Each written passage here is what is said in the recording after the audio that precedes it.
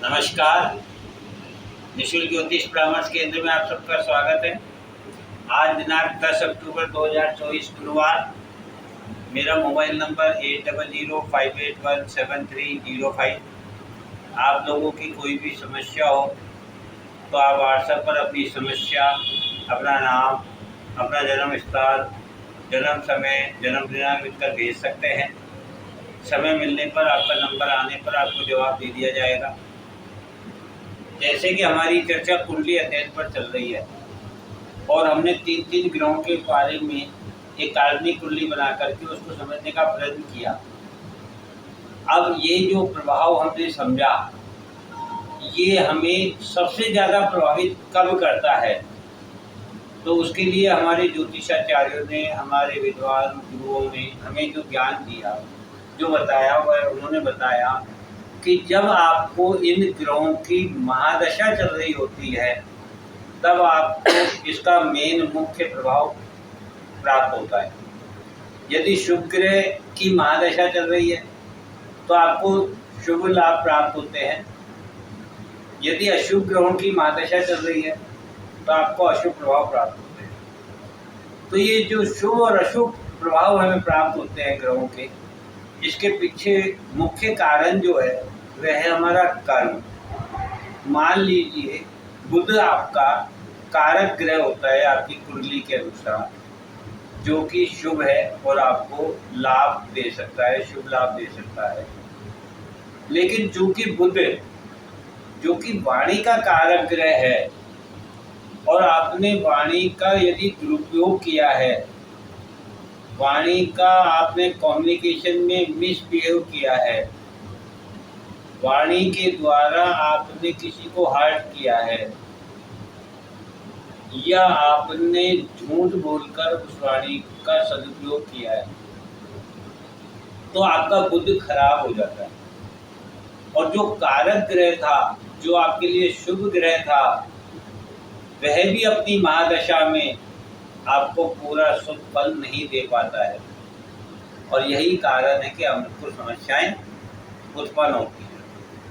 तो एक ग्रह की महादशा तो बहुत लंबे समय तक चलती है।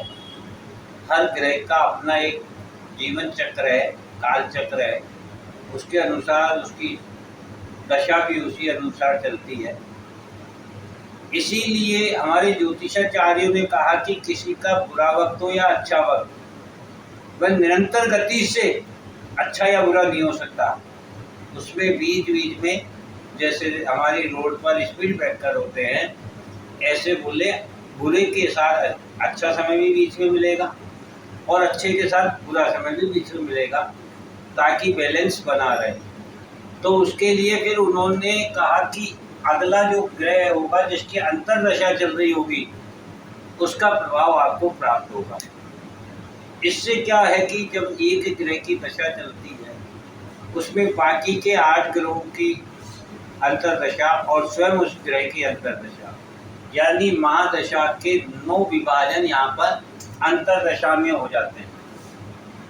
ये एक है, ये 9 ग्रह है। इन 9 ग्रहों की अंतर्दशा आपको इस एक महादशा में प्राप्त होगी। तब भी ये अंतर्दशा भी कई बार बहुत लंबे समय के लिए होती है कुछ ग्रहों के लिए।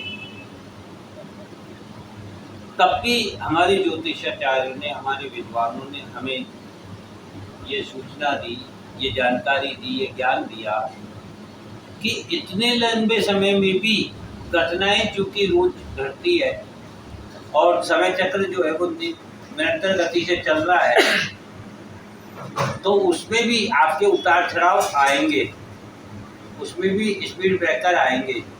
तो बुरे समय में अच्छा समय भी आपको देखने को मिलेगा और अच्छे समय में बुरा समय भी आपको देखने को मिलेगा। जैसे कि दिन भर धूप नहीं रह सकती, या हर जगह छाया नहीं हो सकती, या दिन भर छाया नहीं हो सकती। कभी बादलों का प्रभाव होगा, तो कभी सूर्य के तेज और कम गर्मी ऊर्जा का एहसास होगा, तो कभी रात की शीतलता का एहसास होगा। इसी प्रकार से 12 घंटे में जैसे मौसम परिवर्तित होता रहता है, सूर्य उदय के समय उसमें ऊर्जा कम होती है, लालिमा ज़्यादा होती है। दोपहर तक आते आते सूर्य अपने शिखर पर होता है, तेज होता है।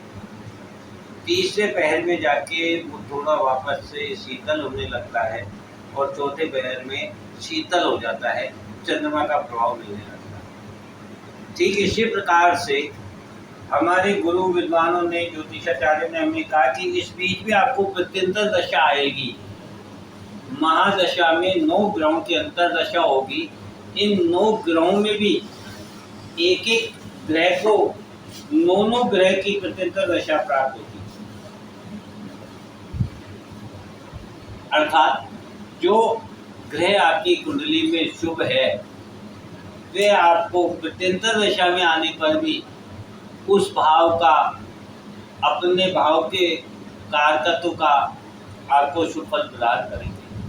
और जो ग्रह आपके लिए अशुभ है वह ग्रह प्रत्यंतर दशा में आने पर उस भाव का, अपने कारकत्व का बुरा फल प्रदान करेंगे। इस प्रकार से ये महादशा, अंतरदशा और प्रत्यंतर दशा को 3 भागों में हमारे विद्वान ज्योतिषाचार्यों ने विभाजित करके हमें दिया। हालांकि इसके बाद भी सूक्ष्म दशाएं और होती है, लेकिन चूंकि सवा दिन में चंद्रमा भी अपना घर परिवर्तित कर लेता है, इसलिए उन्होंने कहा कि मुख्य जो 3 दशाएं हैं जो आपको कम से कम एक गति दे सकती है या एक रुकावट के समय आपको एहसास करा सकती है कि कहीं गलती है, कहीं चूक है, उसे सुधारना है, वह ये 3 अंतर भी यदि आप देख लेते हैं तो आपको अपनी कुंडली का अध्ययन करने में आसानी होती है। इससे ज़्यादा सूक्ष्म जाने की आपको ज़रूरत नहीं है। इसलिए अक्सर हमारे ज्योतिषाचार्य, विद्वान ज्योतिषाचार्य महादशा, अंतरदशा और प्रत्यंतर दशा पर ही विचार करते हैं। सूक्ष्म दशा पर तो किसी विशेष गहन अध्ययन के लिए किया जाता है, किसी विशेष पल, विशेष क्षण के लिए किया जाता है। जितनी सूक्ष्मता में जाते जाएंगे आप, समय का कालचक्र भी उतना कम होता जाएगा। जैसा कि महादशा का काल वर्षों में होता है, अंतरदशा का काल महीनों में होता है और प्रत्यंतर दशा का काल कुछ दिनों में और महीनों में होता है। इस प्रकार से ये दशाएं हमें प्रभावित करती हैं। तो आप इससे भी अपनी कुंडली का अध्ययन करके आप ये जान सकते हैं पिछला समय जो गया वो कैसे दशाओं का था, किन ग्रहों का था, उन्होंने कैसा प्रभाव दिया। वर्तमान में जो आपको चल रही है दशाएं, वो किन ग्रहों की चल रही है, वो आपके लिए कितना कारकत्व रखती है और वह कैसा फल देने वाली है, उसका आप उचित लाभ कैसे उठा सकते हैं। और आने वाली दशाएं, प्रत्यंतर, अंतर दशाएं आपको क्या देने वाली है, यह भी आप अपनी कुंडली के अध्ययन से कर सकते हैं और उसके अनुरूप अपने कार्य को सुधार कर, राह दिखाकर और उस ग्रह को शुभ बना सकते हैं, शुभ फल प्राप्त कर सकते हैं। इसीलिए जो राह दिखाने वाली बात है, इसी का नाम ज्योतिष है। क्योंकि जो ईश्वर की ज्योति है, जो आपको प्रकाशित करती है, जो आपको रोशनी देती है, जो आपको राह दिखाती है, इसी को ज्योतिष कहते हैं। इस प्रकार से आप अपने इस कुंडली अध्ययन में दशाओं का विचार करके भी जान सकते हैं। जय हिंद, जय भारत।